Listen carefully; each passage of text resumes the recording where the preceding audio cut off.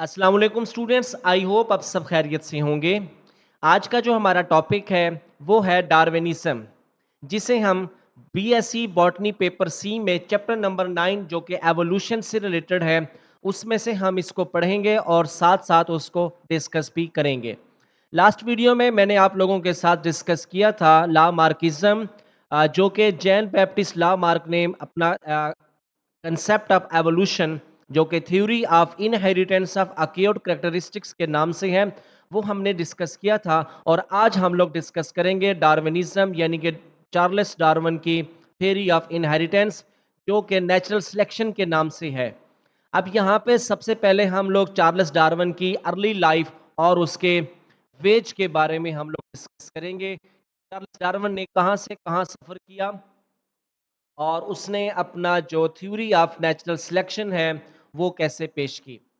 Charles Robert Darwin was born on February 12, 1809. His father was a physician. Darwin collected dogs and hunting birds during his youth. These activities reduced his interest in school education. He entered medical school in Edinburgh, Scotland in 1825.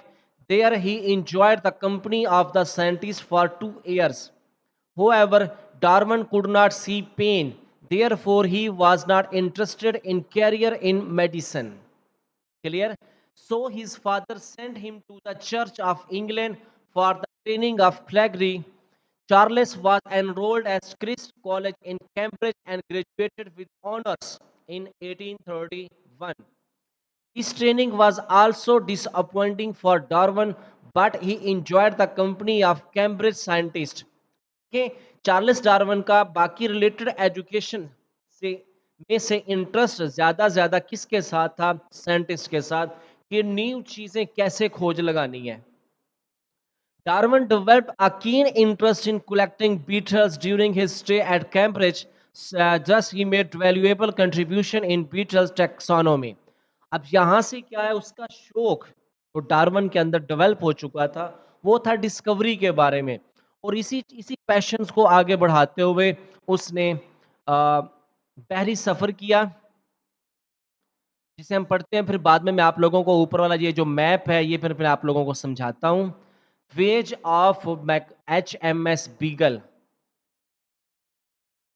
John S. Henslow was botanist at Cambridge. He nominated Darwin to serve as naturalist on a mapping expedition. This expedition was to travel around the world. Darwin was commissioned as a naturalist on HMS Beagle. अब ये उस बहरी जहाज का name है जो कि England से चला अफ्रीका, अमेरिका, अमेरिका के बाद गालापागोस के जजीरों से होता हुआ उन्होंने बहरी सफ़र किया और वहाँ से डिफरेंट आइलैंड्स पे जहाँ पे स्टे होता था, डार्विन वहाँ से मुख्तलिफ स्पेसिमन के सैंपल्स कलेक्ट करता। It set sail on December 27, 1831। Students यहाँ पे बुक पे ये प्रिंटिंग है, यहाँ पे 1834 लिखा हुआ है, जो कि 1831 है, क्योंकि डार्विन ने अपना सफ़र 1831 से लेके 1836 5 साल उसने बहरी सफ़र किया था ऑन अ 5 year वेज। ये आप लोग करेक्ट कर लेंगे। Darwin made numerous collection, he sent his collection to Cambridge. अब उसने मुख्तलिफ स्पेसिमंस की, लिविंग ऑर्गेनिजम्स की, फॉसिल्स की, मुख्तलिफ स्पेसिमंस की डार्विन ने कलेक्शंस की थी, जो फिर बाद में इसने अपने कैम्ब्रिज यूनिवर्सिटी सेंट की। He explored tropical rain forest, fossil beds, volcanic peaks of South America, and corals atolls of South Pacific during his voyage. Darwin spent 5 years. Sorry, Darwin spent 5 weeks on Galapagos Islands. Galapagos is a group of volcanic islands. They are present 900 kilometers away from the coast of Ecuador. He observed plant and animal life on these islands, क्योंकि उसके इस बहरी सफ़र में जहाँ पे stay होता था islands पे, ये उन आइलैंड्स पे वहाँ पे जाके प्लांट्स की, एनिमल्स की, अदर ऑर्गेनिजम्स की लाइफ को ऑब्जर्व करता और उनकी लाइफ को, उनकी बॉडी फीचर्स को, करेक्टरिस्टिक्स को अपने इंग्लैंड के इलाकों के साथ कंपेयर करता। These observations give him most of the revolutionary ideas. Darwin was just 27 years old at the time, at the end of which he spent the rest of his life examining specimen and rereading notes. He made new observation. He prepared numerous publications. His most important publication on the origin species by means of natural selection, इस name से उसने अपनी publication सामने लेके आया. It was published in 1859. He revolutionized biology. अब देखें इसके, अब इसकी पब्लिकेशन का टाइटल आप लोग नोट करें, on the origin species by means of natural selection. ये नेचुरल सिलेक्शन के नतीजे में ऑर्गेनिजम्स के अंदर एवोल्यूशनरी चेंजेस आती हैं और फिर उन एवोल्यूशनरी चेंजेस के नतीजे में न्यू स्पीशीज सामने आई. देखिए यहाँ से आप लोग, ये इंग्लैंड है, इंग्लैंड से डार्विन ने अपना बहरी सफर किया. ठीक है, साउथ अमेरिका गया, अटलांटिक ओशन से होता हुआ साउथ अमेरिका से गालापागोस के जजीरे, उसके साथ साथ जो रिलेटेड आइलैंड से वहाँ पे उसने ट्रेवल किया. इंडियन ओशंस के साथ ऑस्ट्रेलिया, इन मुख्तलिफ इलाकों से होता हुआ डार्विन वापस फिर कहाँ आ जाता है, अपना इंग्लैंड. ठीक है, इंग्लैंड वापस आया, फिर कैम्ब्रिज की यूनिवर्सिटी में जिसने मुख्तलिफ आइलैंड्स के जीनों से सैंपल इकट्ठे किए, सी फॉसल्स के और लिविंग ऑर्गेनिजम्स के, उनको कंपेयर किया अपने इंग्लैंड के. उसने ये देखा था कि भी उनके अंदर उसने मुख्तलिफ ऑर्गेनिज्म में सिमिलैरिटीज भी नजर आए, डिफरेंसेस भी नजर आए.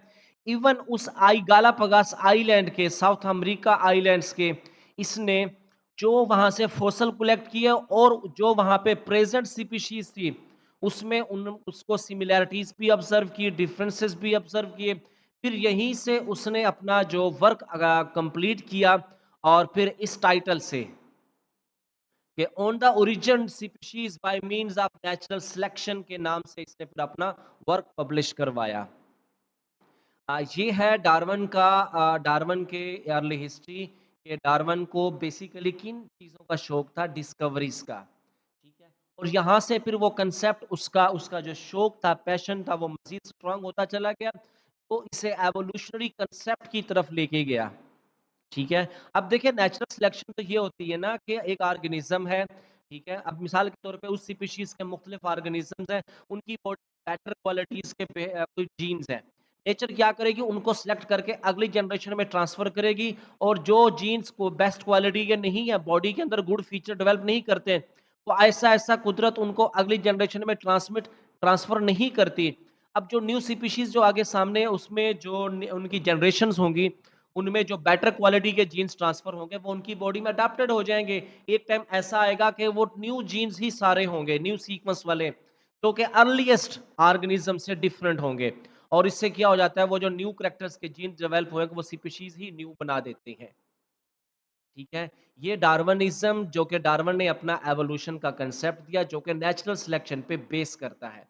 ये इसका वेज है, खास तौर पे नॉर्थ अमेरिका और गालापागोस के जजीरों पे इसने अपना बेसिक, यानी कि मोस्ट ऑफ द वर्क इसने अपने एवोल्यूशनरी कलेक्शन के हवाले से, फॉसल्स, लिविंग ऑर्गेनिज्म की कलेक्शन के हवाले से इसने वहाँ पे ही अपना वर्क किया.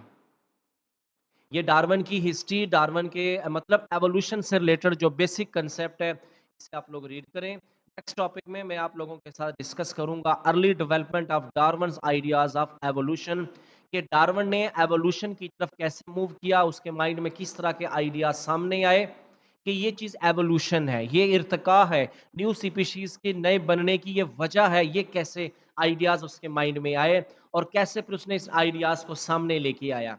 नेक्स्ट वीडियो में हम ये डिस्कस करेंगे. आप लोग ये डार्विन की अर्ली हिस्ट्री के बारे में, उसके वेज के बारे में आप लोग इसको रीड करें. कोई भी क्वेश्चन क्यूरी आती है आप लोग लाजमी पूछिएगा. मुझे इजाज़त दें. अल्लाह हाफिज़.